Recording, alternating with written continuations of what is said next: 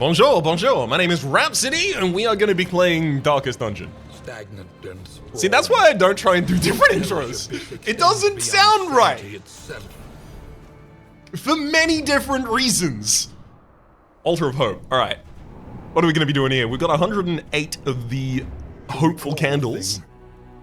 Is to make it real once more. Let's take 2 in items with us. The Songbook of Amorous Ballads. Ooh, 2 targets. Either they sing some sexy songs, or they get made uncomfortable by the premise of being handed this book and asked to sing sexy songs at one another. 3 positives for 80% or 1 negative relationship for 1 tick. New instruments will help us diagnose the world's affliction. Candles and chocolates to follow. Overcome it. 2 targets get -1 stress and gain up to 3 positive. Alright, let's get a couple of trinkies too. A welcome advancement in the science of survival.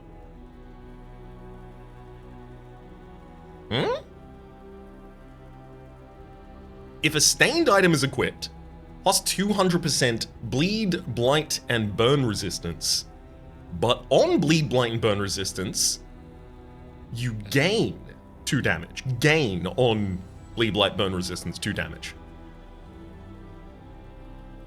I mean, I can only assume that this just does 2 damage when you resist, instead of, obviously, the DOT that otherwise would have been applied. Still makes it better, but unfortunately it has to be paired with another stained item? I don't know about that. Maybe there's a character who wants to take damage in small instances like that, but I can't think of them at the moment. A drop of sanity in a sea of madness. Pig sticker. Gain on crit if the flame is lower than 40 stealth, and if the target has combo, plus 10% chance to crit. Giving this to a grave robber who already gets extra chance to crit, specifically 50% extra chance to crit, when a target has combo and uses certain moves, could be kind of interesting, effectively creating a grave robber that only needs combo in the build to be able to crit consistently? Eh? I'm not over enthused about that idea, to be frank. Every twinkling recollection is another implement at our disposal. Oh boy, okay.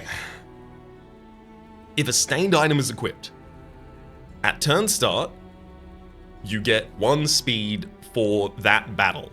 So you get faster over the course of the battle. Also at turn start, if your speed is equal to or above 8, gain a positive token. Also at turn start, if your speed is greater than or equal to 12, remove any combo on you, as well as gain an extra action 10% of the time.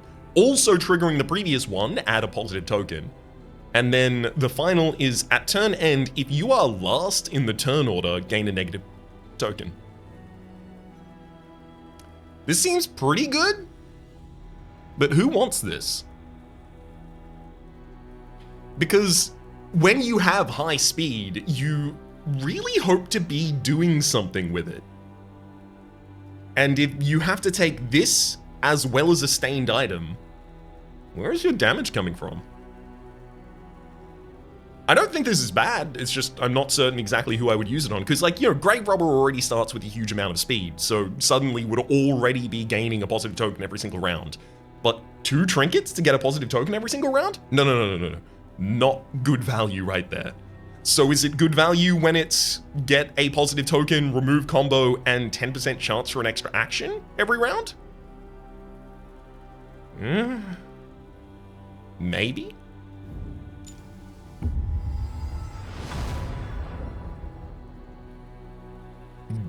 The Hint of Home. Gain when hit. A 15% chance to gain, that's not heal by 2, that's regen 2. So that's 6 health actually over the course of 3 turns. And if you are diseased, negative 10% to your damage. Man-at-Arms would obviously love to hold. Ooh, maybe we get to run the Vestal, yeah, baby.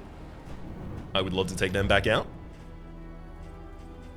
What's the next level of this flame? I feel like maybe I should complete all of the rest of the chapters with the current flame that I'm using, and then just choose one of the chapters, probably chapter 5, admittedly, to then start increasing the level of Candle, I don't imagine I'm going to go all the way to Stygian Blaze. It just, to be frank with you, it doesn't look fun. Eventually I should probably unlock some more Stagecoach skins and some more clothes. Our cosmetics up here in the mountain. That is my lowest priority, admittedly. Resourcefulness will ensure you survive it. Let's get some combat items. Holy Water, remove combo and all negative tokens on one target. Warhorn for the entire party adds 2 strength tokens, pretty cool. The Pyrotechnic Dazzler, a contraption. At one target, add 2 at random. Blind or daze or stun or vulnerable or -4 speed for 3 turns. Neat. I think I'm gonna take 2 more trinkets and then decide my party. The Armory Key. If an armor item is equipped, plus 20% max HP. If a weapon item is equipped, plus 20% damage. I kind of want to quickly check, are there any armor weapons? That is to say, would I be able to have both of those active at the same time? If I look at combat items, yes, the makeshift javelin counts as a weapon, so I could have a combat item that's a weapon, and then I could have my other trinket be armor. Are there more weapon or armor items amongst here, or is it just that at the moment? Because it looks like it's just... Yeah. Okay, literally only the makeshift javelin counts in terms of combat items for the setup of that. Let's have a look at trinkets. So, what could possibly be armor and weapon at the same time? Something that is spiked would make sense. Staggering Striker. No, of course, that doesn't have any spikes on or anything. There's a weapon serrated, sodden. So there's where's the one that immediately leaps to mind? Where are the sharp claws? The serrated weapon noxious. No. Okay, so what I'm getting from this is, okay, there's the gnarly knuckles. They don't count as any kind of armor, they're just a weapon. What I'm getting from this is, if there is an item that fulfills both weapon and armor for the previous interaction, I don't have it unlocked, and even if it did exist, it would be particularly rare. So I wouldn't want to build around the opportunity of trying to get both of those active. Of our kingdom. Find any advantage. Okay. So I feel like it's definitely Vestal time. Do I have any reason in particular to think that the Vestal would be bad in the 4th chapter? So, what do I remember about the 4th chapter boss? That's probably a reasonable question to ask at this point in time. I know that his hands, Ravenous Reach. I know that having the ability to nullify tokens off of him was dramatically important. Preventing crit, preventing dodge, removing all dodge tokens was important because that then translated into a different kind of token. The Occultist feels like it would make a lot of sense in this run, and admittedly, I don't think it's a bad idea to take the Occultist out again. The Occultist still needs a lot more unlocks. What about an Occultist Vestal? I just invested 1 into the Hellion for no reason whatsoever. But what about the Hellion? Occultist Vestal, Hellion.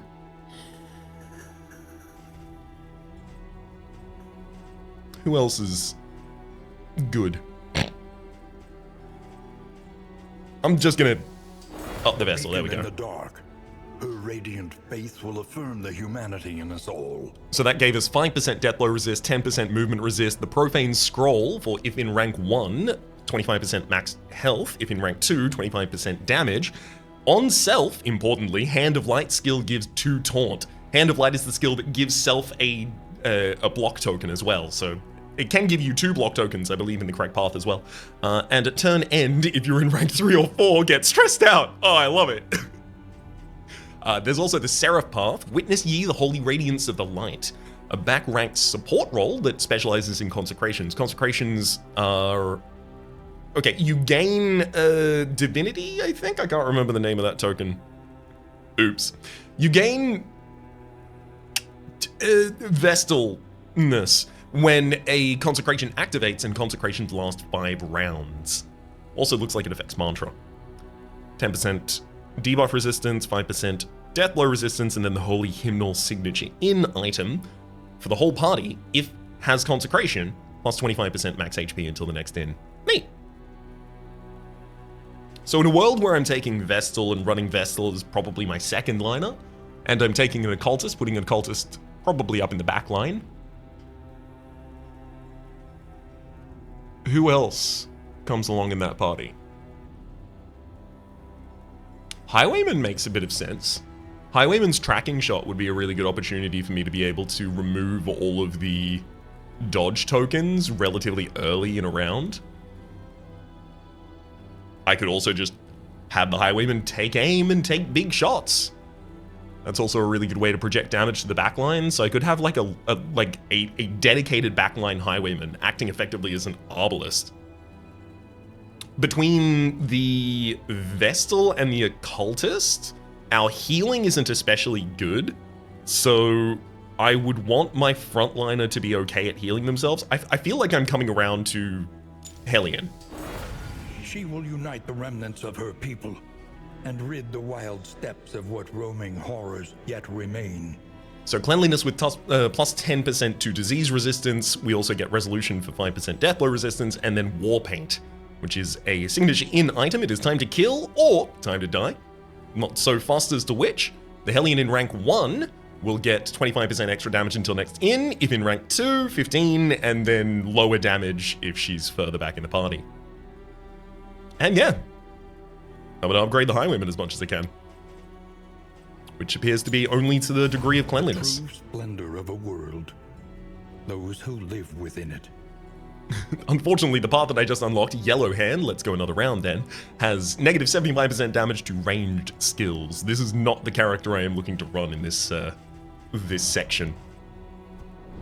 I mean, yeah, I can invest These are beaten, one more point. broken souls, and yet our fortunes ride with them. All right. So it's Hellion Vestal, Occultist, and that's important. The Occultist in rank 3 is going to have access to his melee abilities. So I'm... Indistinct and ill-lighted. No comfort awaits you here.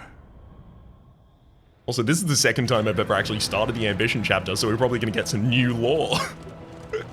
After the completion of the game, mind. You calibrated prisms along the points of the crown, cackling in smug satisfaction as wavelengths of hideous and indescribable light burned our eyes. Remember when I said in a recent episode that I really like when they interpret eldritch horror through other senses? What help may come. Or, I guess, other possible forms that would be difficult for us to comprehend being alive in any traditional fashion, but difficult to comprehend is the main name of the game in Eldritch Horror. I quite like it when there's sounds, I quite like it when they're a color, I quite like it when they're light. It's all good. Vestal. You are necrophobic and a spotter. There is no problem including you in my party. Sister of battle, repudiated, but unbowed. The Hellion is a fussy eater, but a sluice tactician. No problem including you either. Beneath bloodlust and fury, there is emptiness and shame. Annoyingly, the Man-at-Arms has Breacher. At combat start, moves forward 3, gains 2 defense block plus tokens, gains 2 strength tokens, and 2 taunt. That would be an incredible Man-at-Arms to be running.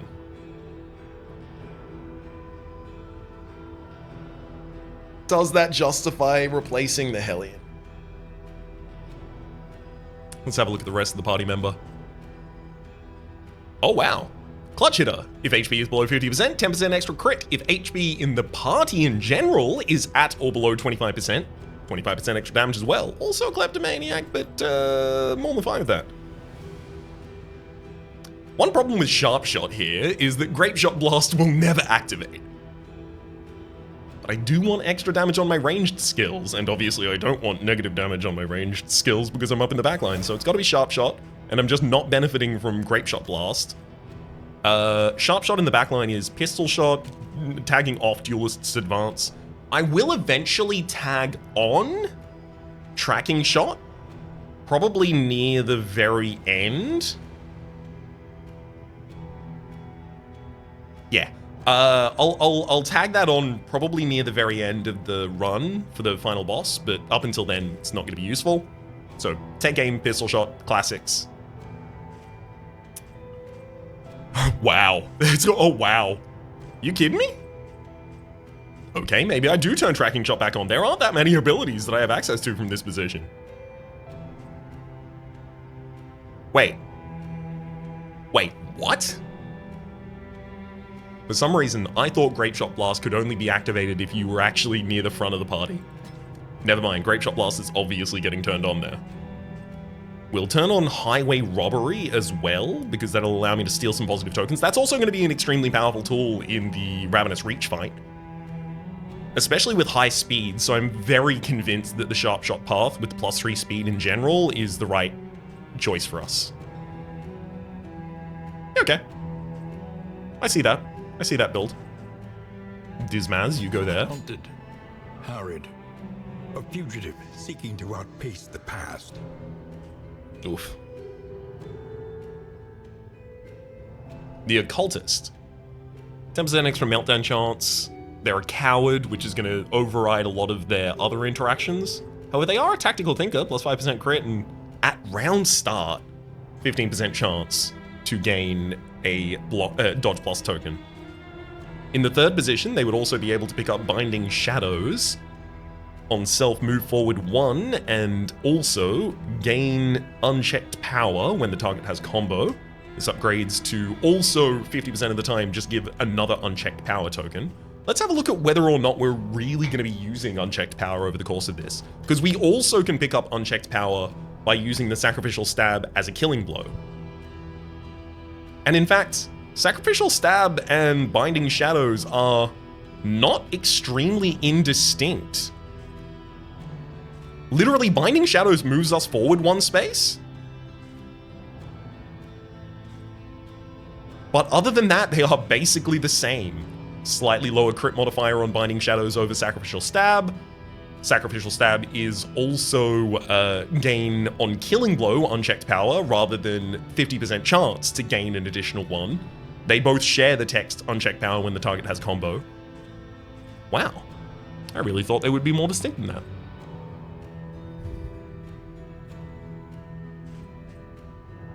I'm gonna need access to Weird Reconstruction. Let's have a look at our paths. So Ritualist would be extra healing. It's extra resistance piercing on cursing skills. And I think that's pretty important for the final fight at the absolute least. Warlock. I don't intend to just use ranged abilities, and I also don't intend for you to be a significant contributor to my damage. There's Aspirant, which unfortunately I can't take. Aspirant would be a further front member of the party, and it's difficult for me to justify taking this without having Amnesis unlocked. Anamnesis unlocked. Because that is the skill there that is increased by 125% damage. And yeah, it could be my next unlock, because these are all actually like randomized in the way they're shown. But it also could not be.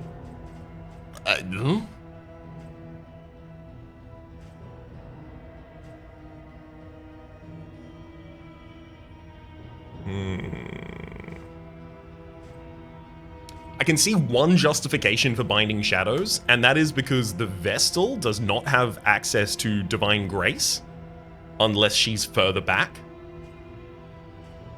So it would re-grant that to her. Illumination is also a way to try and remove dodge tokens. Does it remove anything else for us? No, it's just tracking shot. Okay, I don't need that.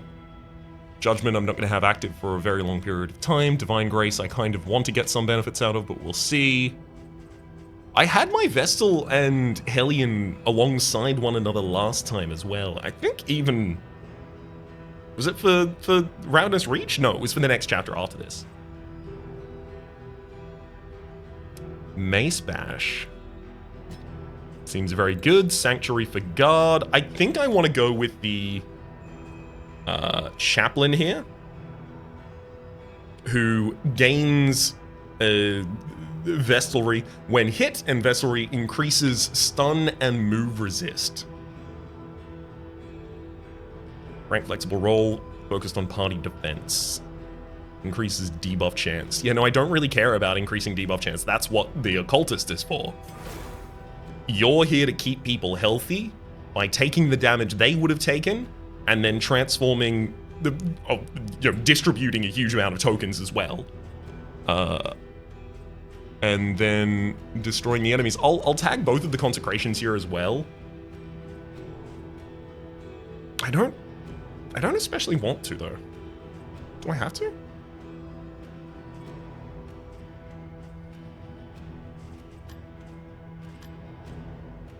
So Seraph is a backline support that specializes in consecrations. And you gain when a consecration is activated. I'm just wondering for a moment here, is there a world in which the person I run as my second liner is instead my occultist? So that would drop Abyssal Artillery. And we would suddenly kind of want to go the aspirant path. I don't like that still. I still don't like that. We can use hexes from any position to any position, same as Weird Reconstruction. Binding Shadows would try and move other units out of position in a bad... I don't think I want that. But I've also run a Vestal as a second line heavy defense character before, and I've run the Occultist in this kind of position before as well. The only really new thing here, quote unquote new, is the Highwayman acting as a Arbalist in the back line. Does it need to be new or does it need to be good? Hellion, what are you going to do up here in the front line? How about we figure that out next? Gain on crit, de-stress. Actually, that's something I haven't considered. My party has no de-stress tools outside of Sanctuary here. Sorry, Sanctuary. Raucous Revelry. Tag toe-to-toe, Iron Swan, Raucous Revelry, and Howling End. And then upgrading toe-to-toe would be our tool for trying to remove our Winded. Just in case we picked up extra Winded from Howling End or Raucous Revelry. So when we're doing that line, that means we're doing Ravager. My goal is to use If It Bleeds 3 times in single fight. That's not going to happen, buddy. That's just not going to occur. Barbaric York would taunt twice. Wicked Hack would remove block. That's actually really big. Do we have a block breaker? Actually? Because that could be super relevant. Oh, damn. I actually also want to tag Adrenaline Rush on. Okay, I don't have any member of my party that has the ability to just destroy the enemy's block. But I can prepare for that in a very useful way. So I don't think I have to worry too much. All right. I'm spending too long on this now. One must embrace it. I will accept that the occultist here has to be a ritualist. I'm not thrilled about it. So a lot of the time it feels like our front line's going to be self-sufficient, our back line's not really going to be targeted, but will be self-sufficient enough over the course of the dodge tokens that he's capable of accumulating through taking aim, and our Vestal is going to be protecting our occultist a lot of the time. Alright, let's stop calling them Hellion, Vestal, Occultist, etc. And let's start calling them Abatar the Hellion, Coldheart, Herat, Coldheart the Vestal, Introducing Tyler, the occultist, and Disnomia as the highwayman. Excellent.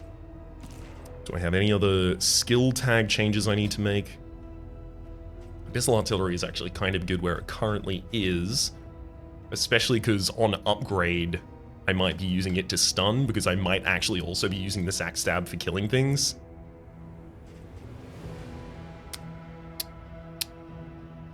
Demon's Pull seems very important in the world where it can pull backline target to the front and give them a combo token to set them up for Wicked Hack. Or... Wicked Hack. I thought there was going to be another one. There wasn't, as it turns out. Oh well.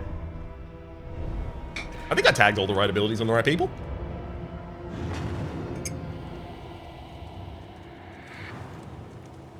Forward now, into the crumbling chaos of the world.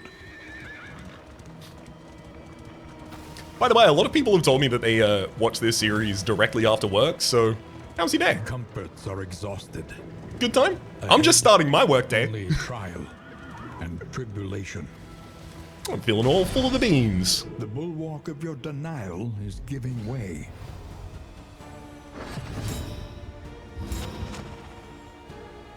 Nice to have another casual daily series. Okay. And honestly, it's very nice to feel like I'm on the track to understand the game well enough to be able to, you know, vamp effectively, to be able to have more fun rather than spend all of my time exclusively focused on exactly how do I do this best. Oof, minimal damage there on the Sack Stab.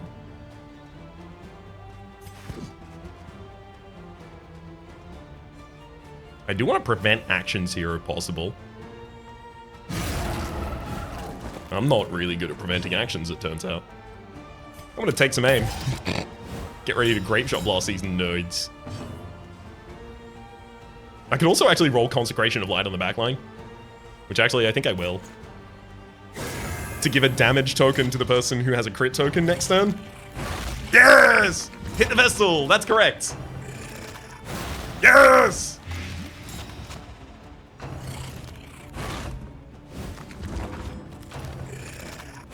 Beauty.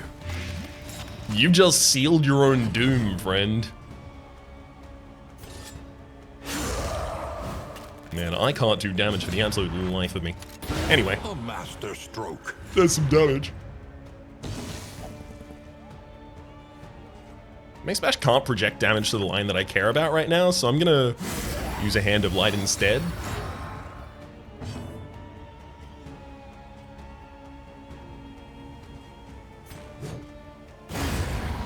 Toe-to-toe. Why not taunt up a little bit here? With impunity. Thankfully, the Lost Souls rectify their own party positioning, setting themselves up again for another Grape Shot Blast. Howling End, because, I mean, there's not many turns coming after this one. Oh, unfortunately, I don't even get to demonstrate the power of the Mace Bash there. 2 Mastery, and the Greater Anchoring Charm. Wow, extra movement and stun resist. Yeah. Push on to the inn. Rest and resupply await you.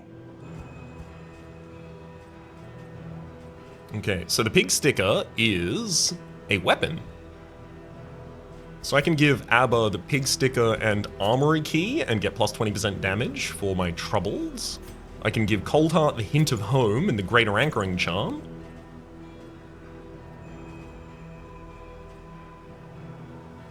Disney, what are your speed is already 8. Okay, I'm gonna equip Snap Judgment and I don't have a stained item to actually sustain this item. You know what, the Vestal, you can have Holy Water. There we go. The War Horn, that can be on Abatoth, the Hellion. The Pyrotechnic Dazzler? Why not? There's Namir, the Highwayman. Those are all just flavor picks rather than strategic picks. An equally valid method of choice, as long as it ends up with a similar outcome. Calming Incense, I believe there. -2 stress to 2 party members. It was our in pickup. There are yet places such as this, where a little light still gathers.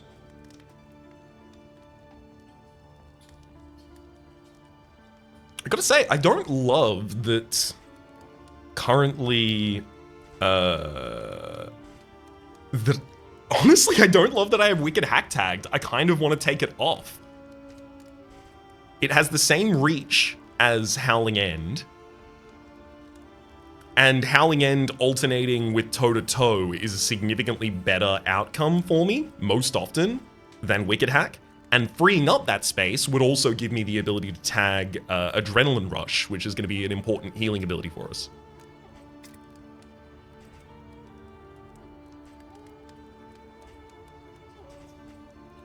So Consecration of Fortitude Plus gives the plus version of the tokens, and Consecration of Light Plus, annoyingly, gives Strength 75% of the time, or Crit 25% of the time. If I already have a crit token, I don't want another crit token. I want Strength, so that I can instantly do 50% more damage on that hit. The Hand of Light upgrade seems relatively minimal.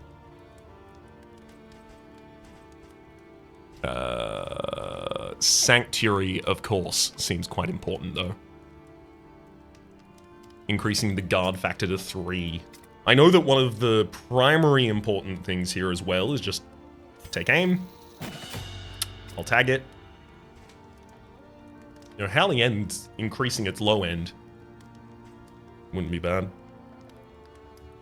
Raucous Revelry only ever is capable of removing 1 stress from allies, making it not actually a good stress management tool here. Critting is here in our stress management tool.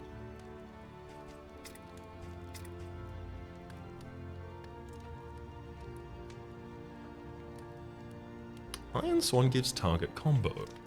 Interesting.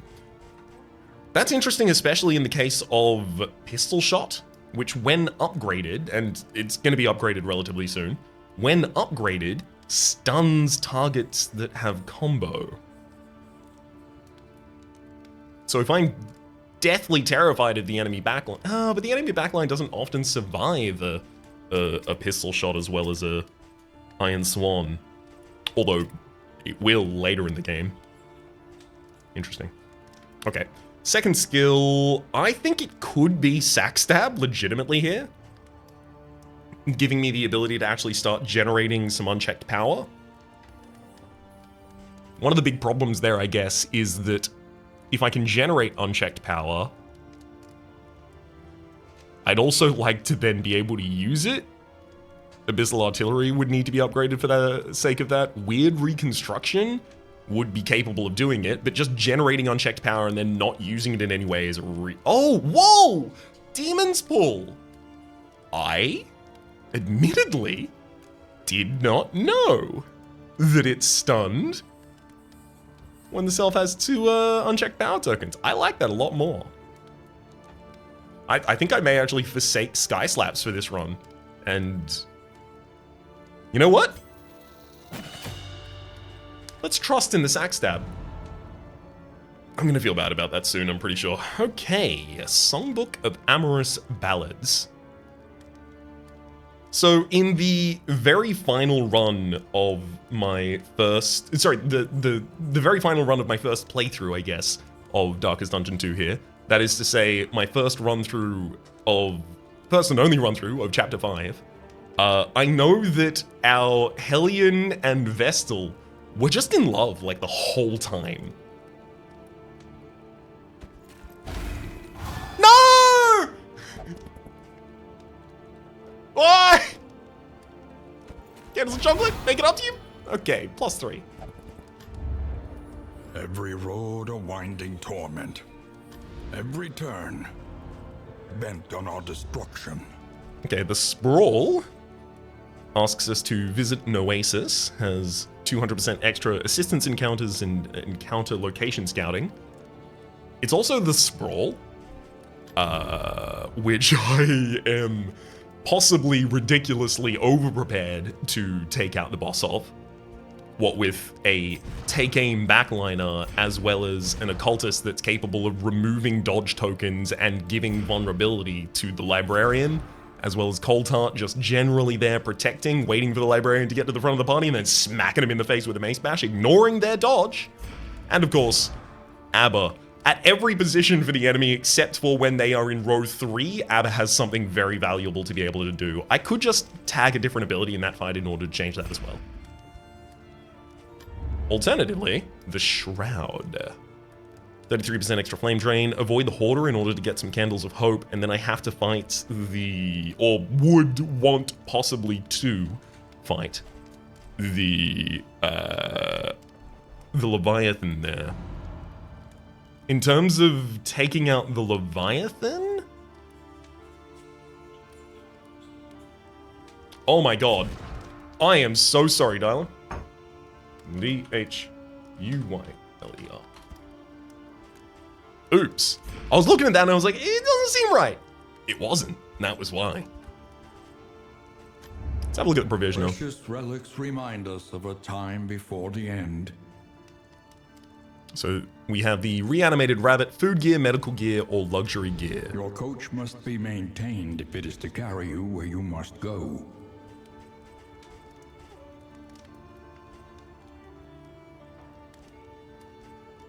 In the Sprawl, plus 15% damage. I mean, I could buy plus 15% damage in the Sprawl, it just doesn't feel like I'll need it, so buying it feels,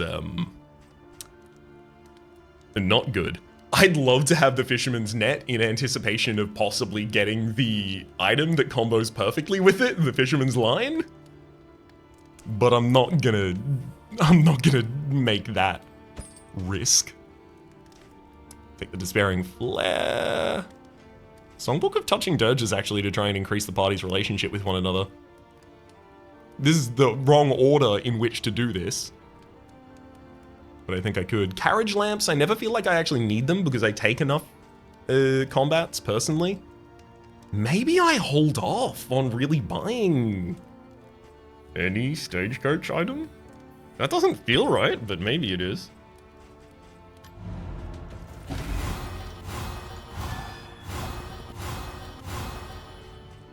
And I'll buy one whiskey to... Actually, I'm gonna buy 2 dartboards. Something to ease the rigors of the road.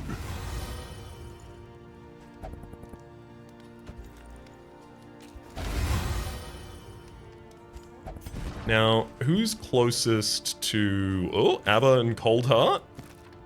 There we go. Okay, Abba and Cold Heart, drink a whiskey together. Now you're on 14, you are friendly. It's theoretically possible that you form a positive relationship with one another, I believe, but it's almost... Yeah, it's 13%. Barely likely at all. Okay. Wainwright gets equipped with this. I take a million years to think of a wagon name.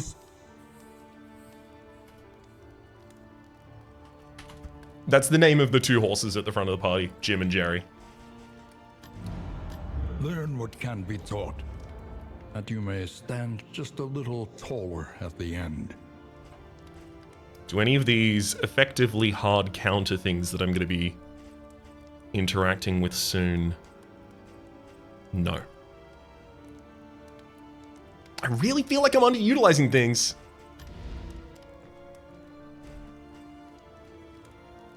What if I just did pick up the Almanac, right? It gives me plus 15% damage in the Sprawl, and then the next Sprawl, I also get plus 15% damage if I find another Sprawl, and I think you can go to the same location twice. Yeah, because I've gotten 2 different versions of the same trophy before, I believe.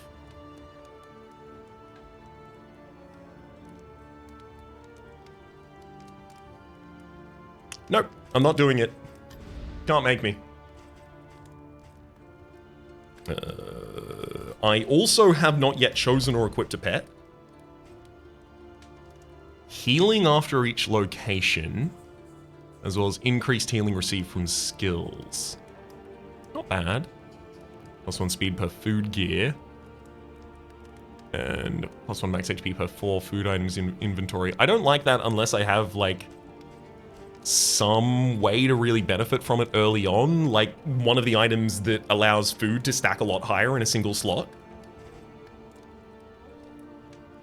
Orphan Wolf Cub for the positive relationship. You know what? I'm going Pygmy Pliskin.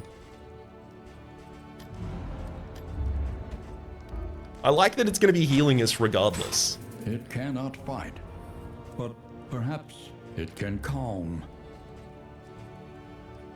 And legitimately, like, a non-0%, non-zero... Yeah, with enough assistance encounters, I'm not going to need torches in this next area as well. Okay, just making sure. There's a non-zero contribution to picking the Pygmy Pliskin that is made by the fact that I loved the Shield Breaker, and the Shield Breaker is not in this game, but the creatures that exist in her nightmares are. So I'll settle. I'll take that. They're envious. Each covets what the other has, and plots to take it. Deeply frustratingly, each of them now has tagged in an ability that I don't want them to use, that they almost can't. Illumination's not going to be used almost at any point. And Wicked Slice can't be used from the position that the... Behold, the great cities of man, ruined and aflame.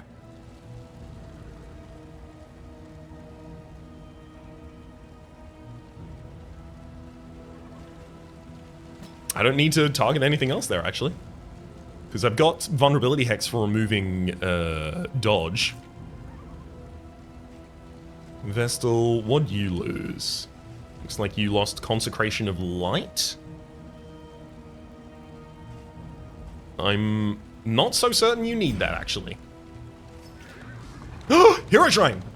Hero Shrine leads into Lair, but it's the opposite side of the Oasis. There's no place for decent folk. That's frustrating.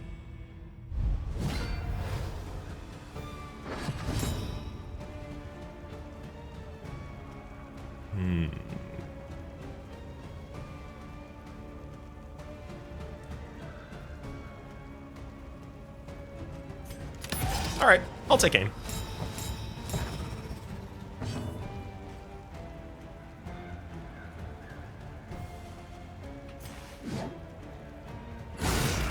Oh no, that was the minimum damage we can deal.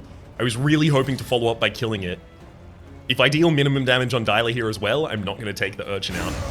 Thank you! Literally just enough! I got my unchecked power out of it, which is what I was looking for. You tried to move the person with the anchoring charm! Wait, you tried to move and stun the person with the anchoring charm. That's hilarious. Well, it might not have been stun. It could have been a daze, but it don't matter.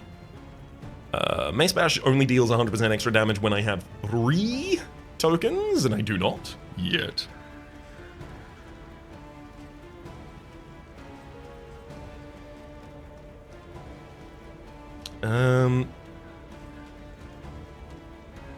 I really don't feel like I need to cast any of these at all, so I guess I'll just go Hand of Light and get some tokens.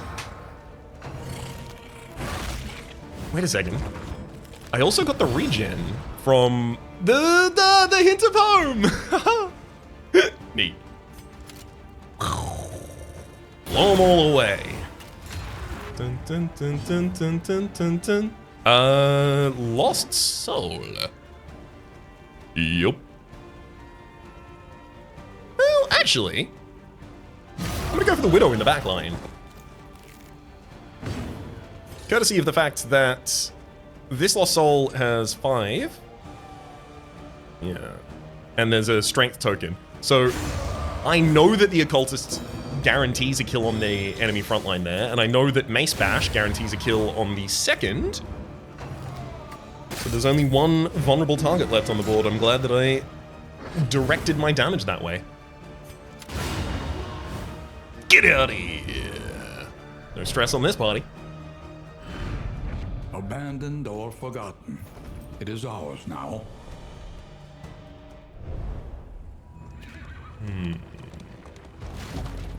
Excellent.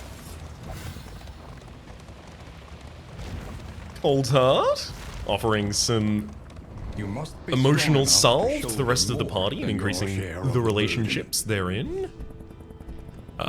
Torch, I don't need Torch that much. Cold Heart says, our holy purpose surpasses their needs. Negative 25 Torch in order to gain food, and that looks like combat items. Disney says, Coach is limping, see what they have. I mean, Cold Heart, I don't really want you to get negative 4 in your relationships with people right now. That seems too stringent. You could be okay with disagreeing with Dyla. So I'll take it. Here, at least, like, net relationship on the party is -1 rather than -4. I get 30 flame, I get slime bread and stale. Yeah. None of that was important in almost any way. Problem. Oh well. Cold Heart, have I unlocked all your abilities yet? I think I have, right? No! Oh wow. Sorry, where did this stress come from? Something happened?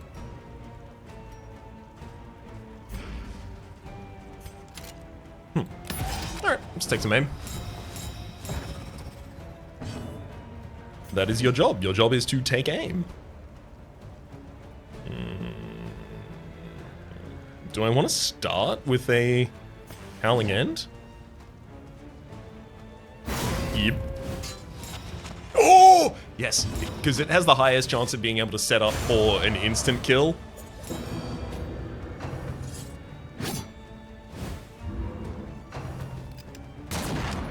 Oof. That's stress as well, I think. Annoyingly.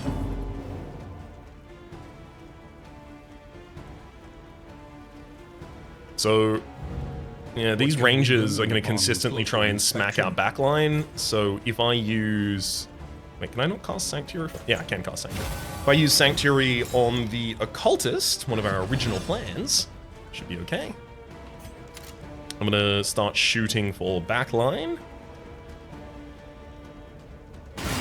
A breakthrough. There's our stress recovery coming in. What? How did you stun her? Her stun resistance. 65, actually. It's a lot lower than I thought it was. Alright. I'm gonna pull this member way out of position as well as kill the corpse, which is going to ruin their next attempt to attack.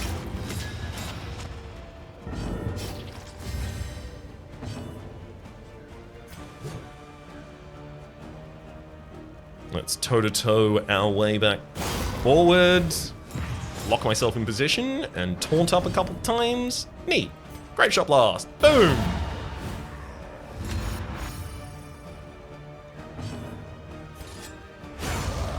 Sack stab sets up unchecked power. Mace bash unfortunately cannot reach the enemy position.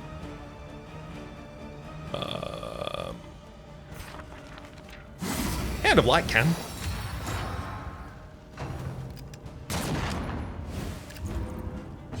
Interesting.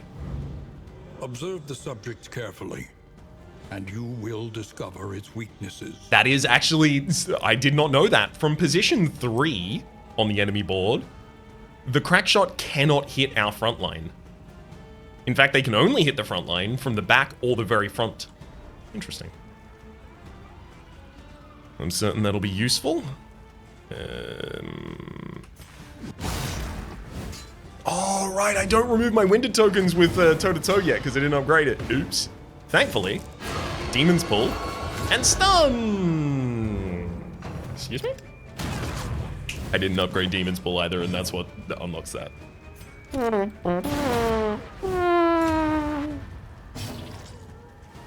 Mace bash. There we go. Let's get out of here. Sweet reprieve. Until the next test is put before you. Minor heat shield. So unchecked power causes, in fact, let's pull up, there we go. Unchecked power empowers certain skills, but a 33% chance per token of burn at the start of each round. So increasing the burn resistance of our occultist is actually extremely valuable. Even with a minor trinket. Sitting read with me, Cold Heart is still boosting the rest of the party. Oh man, I almost feel like I should give Cold Heart this hero shrine now.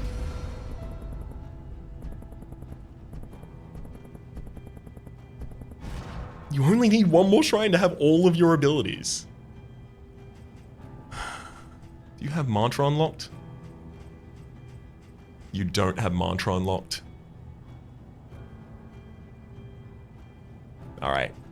One of the abilities that is affected by her chaplainship, the Vestal path here, is not available. And I would like it to be available instead. The verses have some lessons on pride. Chapter 5. Wrath. Yeah. Suddenly knocked off guard by hearing wrath rather than wrath. Eager to share her emancipation with her convent, she rushed headlong toward the dormitory. But where the chamber door once stood, she was met instead by a sheer wall of fresh masonry. Her cries of jubilation died in her throat. From behind the drying mortar and sturdy stone, there came a feeble scratching. Then her sister's last hideous gasps. The price of her wantonness would not be measured solely in blows from the flail.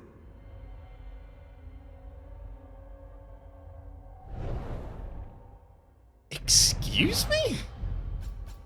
Let me make sure I've got this correct about the story of the Vestal. The Vestal oversaw some lewd action occurring, and it sparked an interest in her. She sought out reading material of the lewd and lascivious variety, and then was flogged by Canon the Flagellant, escaped, and all of her sisters were killed? Because she got a little horny? Absurd. Divine Comfort. Whoa. This is an incredible skill because it can actually be used from rank 2. It targets all of the members of our party, it has a cooldown of 4, and it gives them 2 regeneration.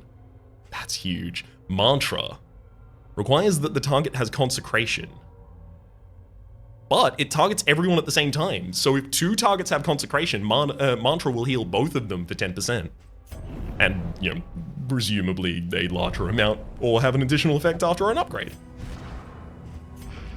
I was not wrong, but others suffered by my something. Okay. Oh, okay, so Mantra's effect here was that now it's available from any position. It requires the target to be guarded. I can't guard 2 targets at the same time, though. Interesting. Interesting. So on target, it heals 15%. So the person you're guarding because they're on low health. On the self, it heals 25%. And with 3 Vestal power, it's -1 stress to your target and -2 stress to yourself. So it's a stress management tool as well. Divine Comfort, literally that's the only upgrade it could possibly even get. The numbers on this are so tight. It upgrades from 2 to 3 regen, which is absolutely nothing to turn one's nose up at. I think I dropped the Consecration of Fortitude. I theoretically feel like I could drop Mace Bash, to be honest, and then pick up Mantra and Divine Comfort. And now we have an actual healer in our party. Woo! Maybe Abatoth can live another day without tagging Adrenaline Rush yet. The loathing whispers.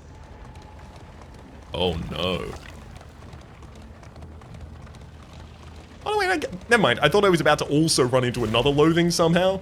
I'm getting one at this location, but then I will knock one away at the upcoming lair. Ointments, powder, better use to us than relics. I can give away 12 relics in order to get 30 torchlight. Again, more than I need, but 2 stacks of combat items. Disney just wants to leave. Unfortunately, again, I'm going to take Dialer here for the least negative impact I can have on the relationships in my party, which unfortunately is still some negative impact. Dialer, will you... Because we're on 100 torch, so I don't imagine I'm going to need the Glimmer of Hope just yet.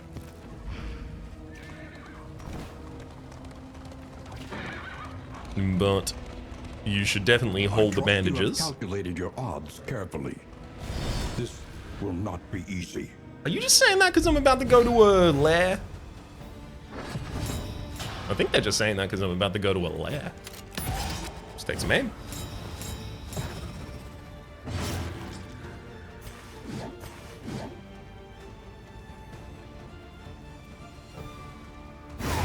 Nice. Either that set up for a kill, or it killed and then revealed the possibility of doing this. Demon's Pull, pulling that target to the very front. They don't want to be there, so they'll use a frantic retreat to try and get themselves away. That's a lot of bleed. I should try and end this fight as quickly as possible.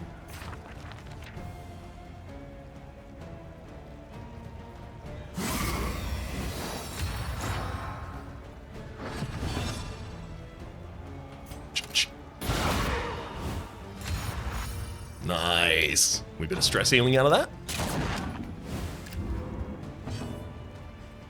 Another Hand of Light is already enough to take out that target.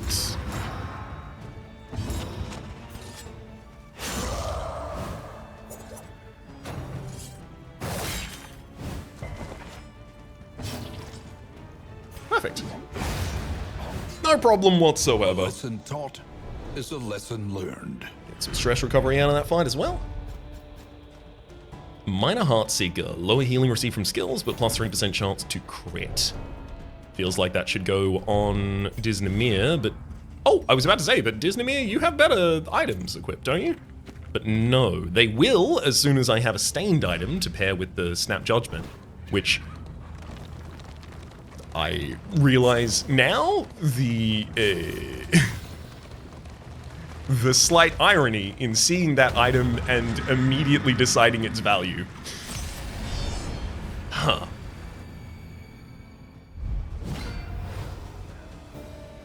The library burns, and with it the remains of philosophy, reason, and insight. You're right.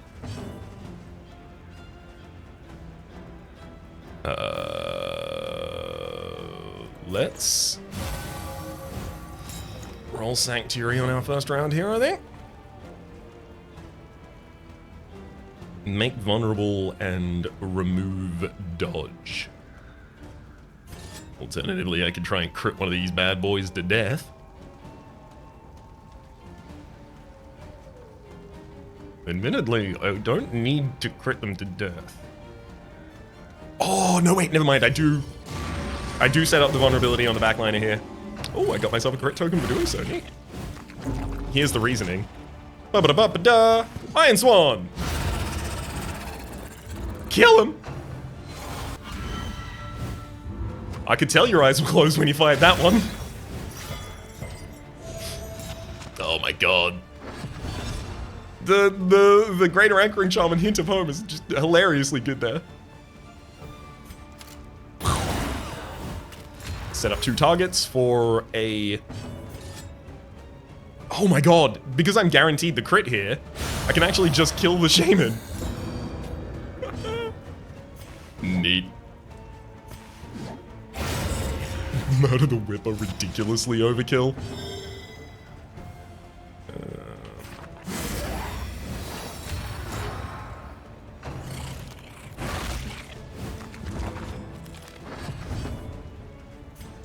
I'm honestly very glad to have gotten back to, there we go. The Highwayman, so that I could take my next crit action as some stress recovery. Oh, I really really like this build. It's doing different things-ish a little bit, kinda, right? Highway Robbery can't hit the Sacrificial in the backline yet, annoyingly.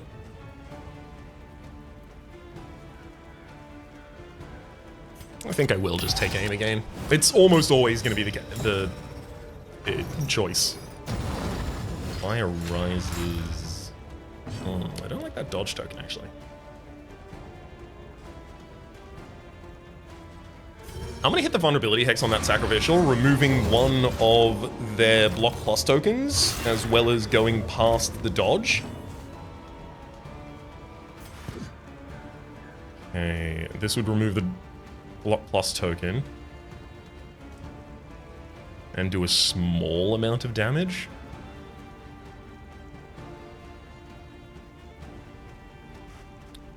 Direct damage from pistol shot right now is 9.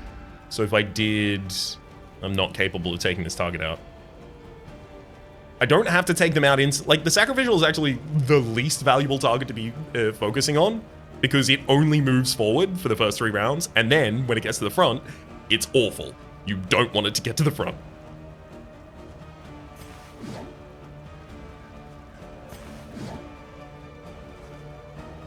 I'm gonna go Howling End on the Whipper.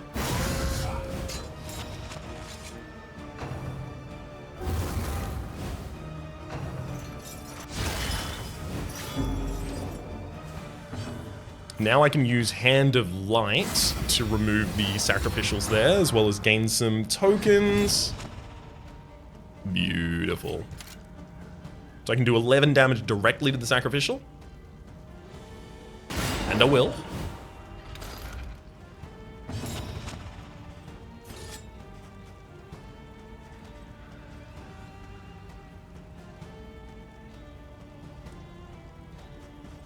Three, 2, 3.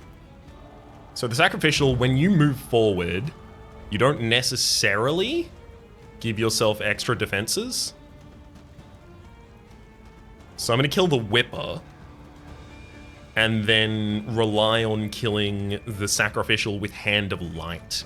The Imletist could intervene by using Funeral Pyre on the corpse of the Whipper, What can we learn giving regen to all allies. inspection? But then the Imletist doesn't... Sorry, the Sacrificial does act immediately after that, so they would actually have additional health. I think I'm going to risk the possibility of that, though. Because, like, the worst case outcome there is still just I take one more action to kill the Sacrificial. Whereas here, I get to use one of my least powerful actions that I only really care about in terms of generating tokens to kill the target as well as generate those tokens.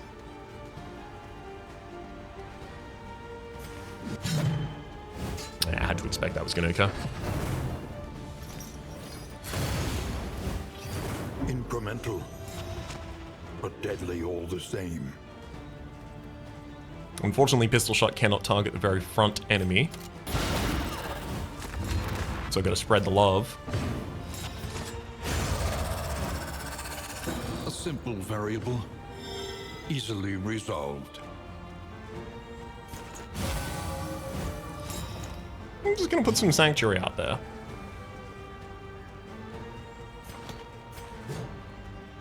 Toe-to-toe my way forward. Oh no, right, that set up Taunt. That's actually pretty bad. I was kind of just wondering if there was ever a world where I got to the Vestal's ability to remove stress, but nope. Whoa! Oh, hell yes. I didn't dare ask for it, but the Snappy Swig, +1 to burn dealt. Don't care about that. If your speed is equal to or greater than 8, that's always the case for our Highwayman. 50% chance to gain a crit token. I might not even need to take aim anymore. Shard Litany, +3 to burn dealt, -2 to burn duration dealt, and gain on burn resist -2 stress. Legitimately, I could actually have a burn resist trinket as well as this on the Occultist as their stress management strategy. What? Complete catalog. Apply on crit. The snappy swings and +1 burn dealt is actually incredible here. The complete catalog is going to be our trophy. And every time we crit with the Highwayman, who has guaranteed crits either via take aim or the snappy swing setup, is going to apply them.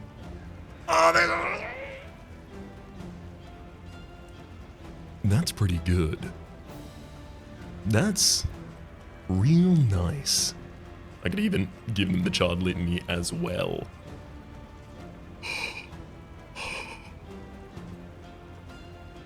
Oh, there's the griddle! Making flapjacks! I'm so keen for this battle. The conflagration must be stopped. The Librarian must be destroyed.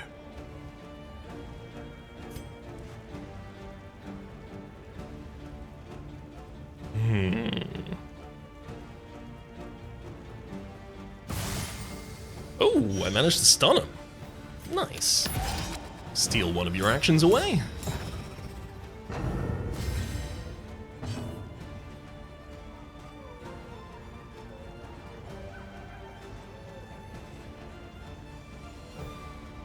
I'm gonna set up the vulnerability to enhance the effectiveness of... Hand of Light can't go that far back. To enhance the effectiveness of Iron Swan, which is probably going to be my next move.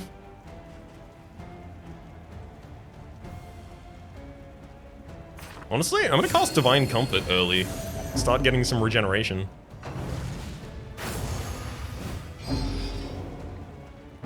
Measure out your violence and apply it judiciously.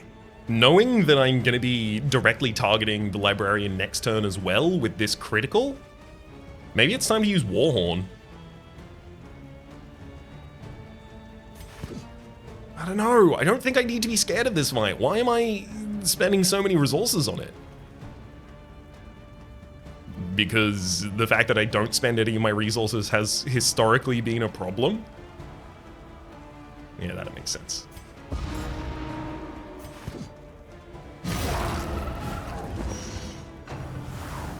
The main problem it's actually caused has been the inability to... Oh, nice. Annoying. How dare you. The main problem it's actually caused has been inventory-wise. Inventory space in my vehicle. Lowest damage possible there, unfortunately.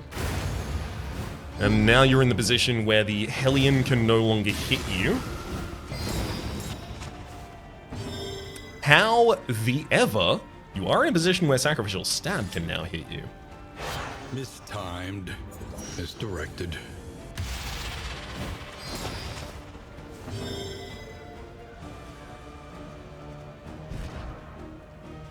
Hellion, Highwayman, Occultist, Vestal.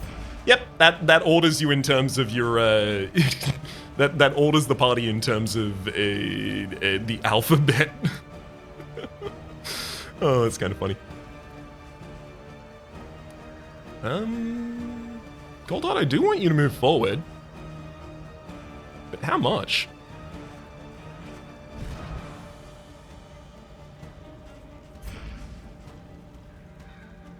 Like, not ridiculously, even?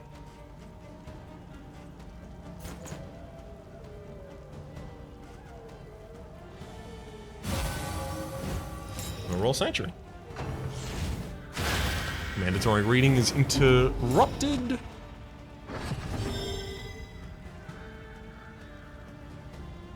I'm still blinded. Wow. I've missed every dodge and blind in this fight. Maybe it was really, really necessary that I use extra resources here, because this is not going our way.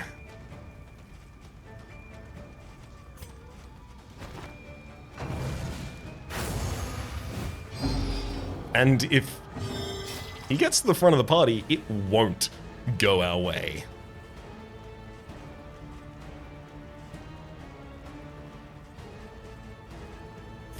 Oh boy.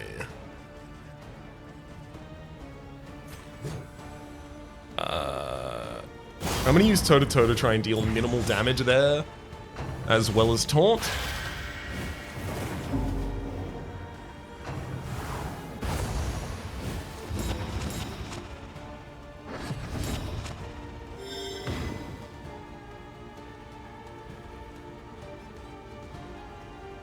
I'm gonna use another Pyrotechnic Dazzler so that I can actually try and hit the enemy. Yep, they dodged, but now I can use Pistol Shot. Realistically, I should probably set up crit and then do that.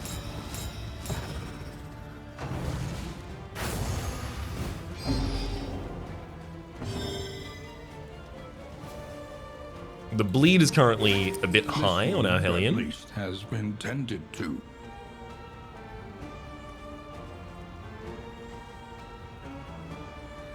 Dyla can't use an attack from this position. Everyone's like severely out of position. Like the Highwayman needs to move back 2 spaces to rectify things.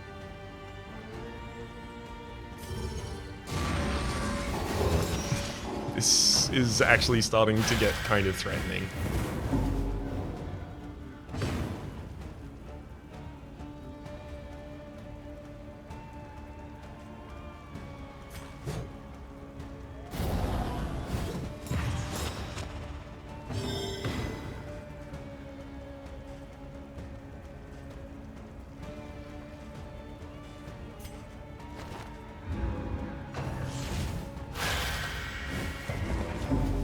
That's a lot of turns we're wasting. Thankfully, I get to this turn and get my 17 damage out safely.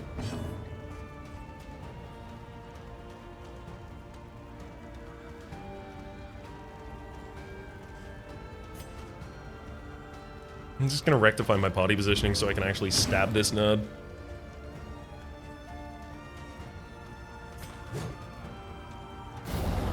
I've worked through all of my blindness tokens, and now I'm all taunted up.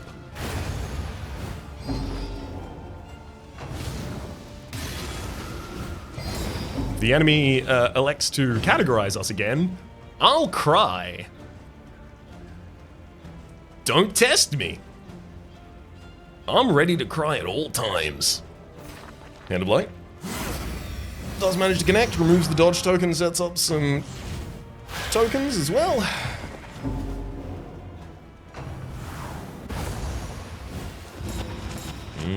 We're still blinded. I hate having to take this risk. Every single dodge token. Alright. If I don't just continue doing damage to this nerd, I die. I just do die if he kills that book, moves forward, and just starts ruining our entire party. So I'm going to use Holy Water to remove a bunch of negative tokens. I really wish I still had Mace Bash tagged right now. I'm gonna cast Divine Comfort to try and keep us comfortable. Mandatory reading comes out. Definitely time for Howling End. Pretty maximum damage with 24 there.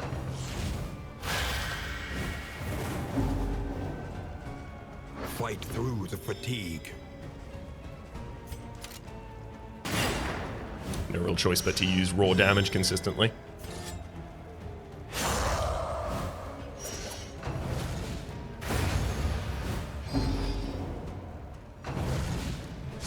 Don't heal, don't heal, don't. Damn it! Alright. Yeah, I'm screwed.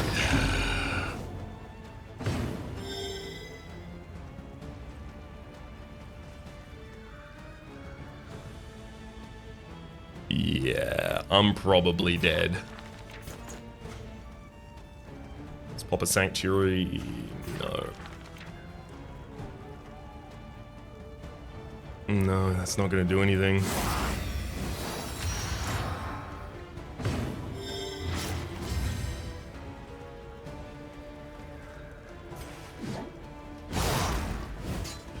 Yeah, we can't live through this.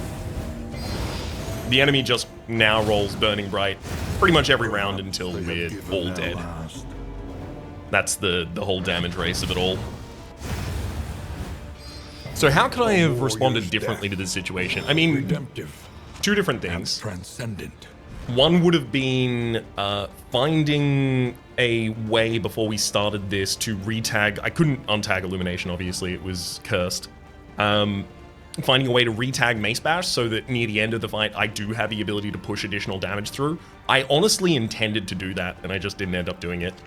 I might have wanted to consider tagging different curses. Like, I know I'm not going to be using Demon's Pull for the Occultist, so Binding Shadows for a little bit of party rectification of, rectifying my party order while still managing to attack. Seems like that would be extremely useful. And also, changing the Hellion skill set to give access to If It Bleeds, so that I can have the Hellion use Howling End to move backwards. And, oh no, but Howling End would still target a book at that point. Maybe I just have the Vessel move forward so that I could start using If It Bleeds. Like, I wouldn't be happy to be using it, but at least I would be able to target rank 3, which I was otherwise unable to do here. And now, the greatest test of all. Death. Can't get me. Oh boy.